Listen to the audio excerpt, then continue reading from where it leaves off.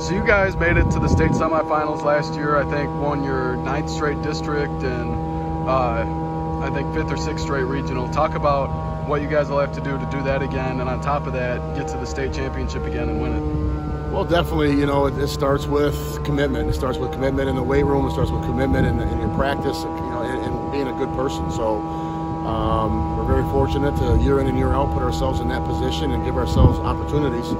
So you just got to continue to make sure you're doing all the little things, check all the boxes to give yourselves opportunity and chances. So I just think it's going to come down to hard work. I mean, everybody has their weight rooms back. Everybody has their off seasons back and their summers back and their summer camps back. So everyone will be at full tilt and no excuses for you know, being at your best or not your worst and blaming it on COVID and things like that. So you know, it's just going to come down to what we've always done, and that is just try to outwork everybody.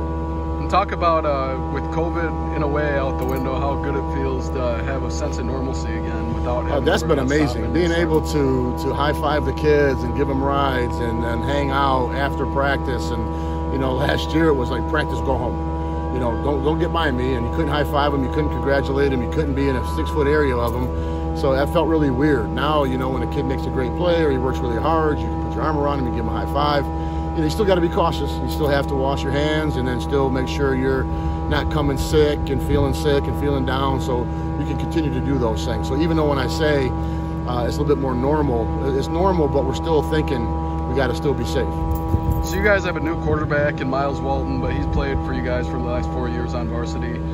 Talk about how special you expect his season to be and just the experience he brings. Miles brings, you know, a lot of, one, he's got a great smile, so he brings a great personality, you know, and first and foremost, man, I'd rather have a kid you love to coach than a kid who's really good who you don't want to be around, you know, and Miles definitely is not one of those guys. He's a jokester, he can be serious, he can be funny, but he loves to play the game. Miles loves to work, he loves the weight room, he loves, I mean, I guess when you were to describe Miles, you would describe, you know, when you say he's a hard worker, that's Miles. When you say he loves the game of football, that's Miles. When he says he loves his teammates and loves to be, you know, that's Miles. So when you have a great student, that's Miles. So, you know, it's just, it's going to be a lot of fun to see it be his team.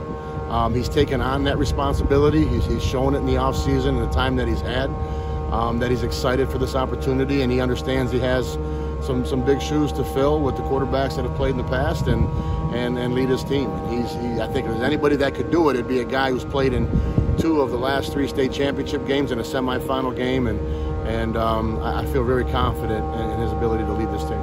So talk about some other key guys that you guys have. You know, it's been an amazing, we've got young guys, sophomore guys that I could talk about. We've got a lot of seniors, you know, Dwayne Anderson and Flip Dickerson and Mari Foster and Michonne Crawley, Dom Sugan, Ernie Young. I mean, we got some guys that have just really been a lot of fun and has really enjoyed being around the camp again. And so those are some key names right there. But then you're going to have guys you sprinkle in there like Mason Hunter and BJ Wright, and you know, go down the line with some sophomores, some linemen, and I mean. We're going to do a lot of interviews on some guys, because I'm sure each week is going to be somebody different that you're going to come to me and say, man, that guy had a big difference in the game. Why didn't you mention him earlier? Well, because I think this team is full of some of those guys. So stay tuned to some of the names of the guys that are coming up. But then we've got some sophomores that are really doing a great job for us. Jake Price, Destin Piggy, you